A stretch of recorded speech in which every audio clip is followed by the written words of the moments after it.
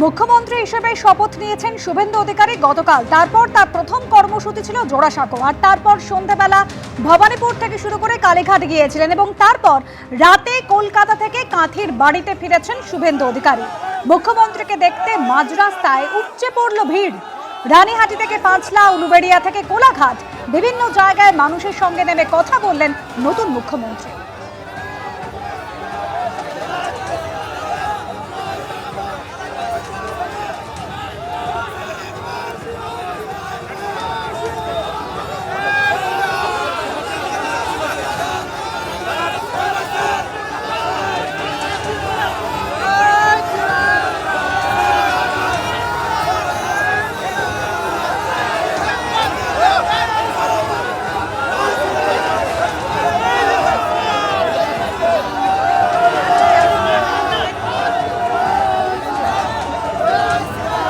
আক্রমণ, অনেক অত্যাচার, অনেক মিথ্যা মামলা, অনেক অবহেলা, অনেক বঞ্চনা, অনেক তিরস্কার, অনেক আঘাত, সবকিছুর পরে গণতন্ত্রের জয় হয়েছে এবং আপনারা দ্বিতীয় রাজনৈতিক স্বাধীনতা পেয়েছেন। নরেন্দ্র মোদীজির নেতৃত্বে বিকাশবাদ, রাষ্ট্রবাদ জয়যুক্ত হয়েছে।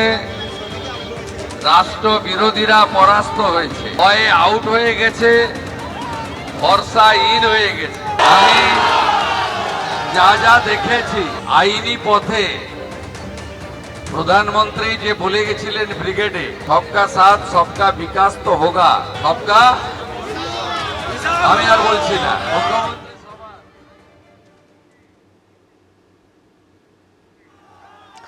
মুখ্যমন্ত্রী হিসেবে দায়িত্ব পাওয়ার পরে তিনি কিন্তু বুঝিয়ে দিয়েছেন এখন দায়িত্ব পূরণ করার পালা। রাতে ছিলেন কাঁথির বাড়িতে, সরাসরি আপনাদের সেখানে নিয়ে যাই।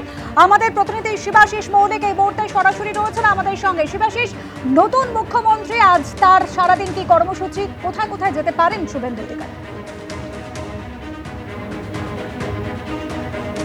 সংসার শুরুতেই তোমায় বলে রাখি যে নতুন মুখ্যমন্ত্রী শান্তিকুঞ্জের বাড়িতে কালকে ফিরেছেন কলকাতা থেকে কাঁথি।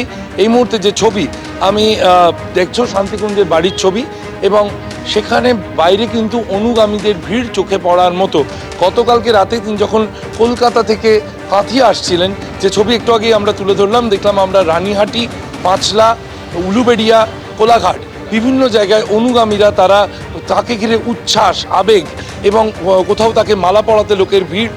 হনুমান মন্দিরের রানীহাটিতে পুজো দিতে নামলেন শুভেন্দু অধিকারী, কোথাও আবার একেবারে মঞ্চ অবধি তাকে যেতে হলো রাত্রির 11টার পর। 12টার সময় মধ্যরাতে মহিলাদের ভিড় রাস্তায় মালা পরানোর জন্য। আজকেও বিভিন্ন এলাকা থেকে মানুষরা এসেছেন। আমি কথা বলবো, কোথা থেকে এসছেন?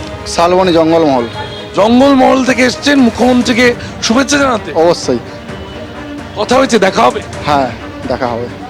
ডায়মন্ড হারবার থেকে এসেছেন, আমি যাচ্ছি একবার। আজ ডায়মন্ড হারবার থেকে আপনি এখানে এসেছেন শুধুই দেখা করার জন্য, না নতুন করেই? না, কোনো বিষয়বস্তু নয়, শুধুমাত্র দেখা করার জন্য এসেছি, শুভেচ্ছা বিনিময় করতে এসেছি। কারণ উনি অনেক পরিশ্রম করেছেন, এখন সেইভাবে আলোচনা করার মতো সময় নয়। কারণ নতুন মুখ্যমন্ত্রীর দায়িত্ব নিয়েছেন, প্রচুর চাপ, বাংলাকে ভারতবর্ষের শ্রেষ্ঠত্বের আসন দখল করার লক্ষ্যে উনি কাজ করবেন, এই আস্থা, অগাধ বিশ্বাস, ভরসা আমাদের আছে। তাই এখন কোনো আলোচনা নয়, শুধুমাত্র দেখা করা। কথা বলছিলাম প্রাক্তন বিধায়ক দীপক হালদারের সঙ্গে, এবং বাইরের ছবিটা একবার শ্যামল জানাকে দেখাতে বলবো। এই যে রাস্তা, যেখানে শান্তিকুঞ্জের যে বাড়ি, অর্থাৎ মুখ্যমন্ত্রীর বাড়ি যে গলিতে, সেই গলির মুখেও কিন্তু অসংখ্য অনুগামী তারা দাঁড়িয়ে রয়েছেন। নিরাপত্তার কারণে এই গলিতে ঢুকতে দেওয়ার সময় কিন্তু ভিড় করা বারণ। আমি সরাসরি চলে যাব সেই মানুষদের কাছে যারা দীর্ঘক্ষণ জড়ো হয়ে রয়েছেন সেখানে। কোথা থেকে এসেছেন আপনারা? নন্দকুমার ব্লক থেকে। নন্দকুমার ব্লক থেকে এসেছি। নন্দকুমার ব্লক থেকে কখন এসেছেন? আমরা সকাল 7টা নাগাদ পৌঁছে গেছি এখানে। 7টা নাগাদ। কথা হয়েছে কারোর সঙ্গে? দেখা হবে মুখ্যমন্ত্রী? কিছু কথা হয়নি, কিন্তু আমরা নতুন মুখ্যমন্ত্রী শুভেন্দুবাবুকে শুভেচ্ছা এবং প্রণাম জানাবো বলে এসেছি। বিভিন্ন জায়গা থেকে মানুষ আসছেন, কেউ ডোমকল থেকে এসেছেন, কেউ ডায়মন্ড হারবার থেকে এসেছেন, এবং অনেকে নন্দকুমার থেকে এসেছেন। পূর্ব মেদিনীপুরের বিভিন্ন প্রান্তের মানুষ তারা তো আসছেনই, হাতে ফুল নিয়ে তারা জড়ো হয়েছেন কাঁথিতে শান্তিকুঞ্জের অনতি দূরে।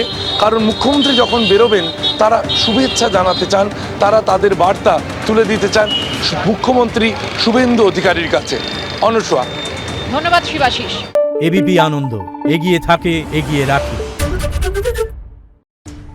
Thank